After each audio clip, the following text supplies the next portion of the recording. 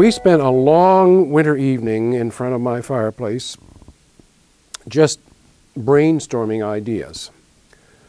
And the conclusion we came to was, well, what do the audiophiles, what have they collected over the years that people still value? And it was the Mercury Living Presence. And mostly Frederick Fennell and the Eastman Wind Ensemble. Those are the recordings that I modeled my sound after. Then the next question was, do we know where Frederick Fennell was? Well, I knew that he was teaching at the University of Miami in Florida. So we managed to track him down pretty quickly. In the meantime, we thought, well,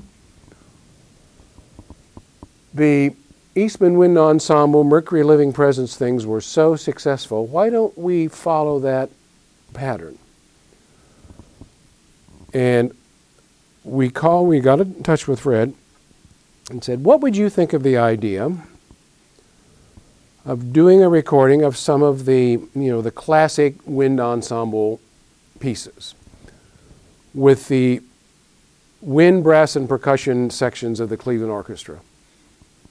Fred said, tell me where I have to come. I'll be there wherever and whenever you say. Just let me at 'em. So April, what was it? Early April, we all assembled in Severance Hall in Cleveland. It was the first commercially released recording that was made with the digital process in this country.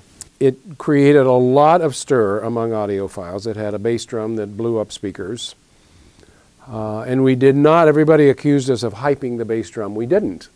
I mean, Fred Fennell is a percussionist. He knows what the percussion is supposed to sound like.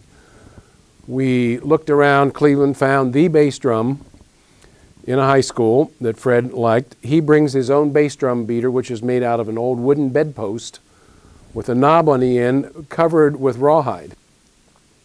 As they say, the rest is history.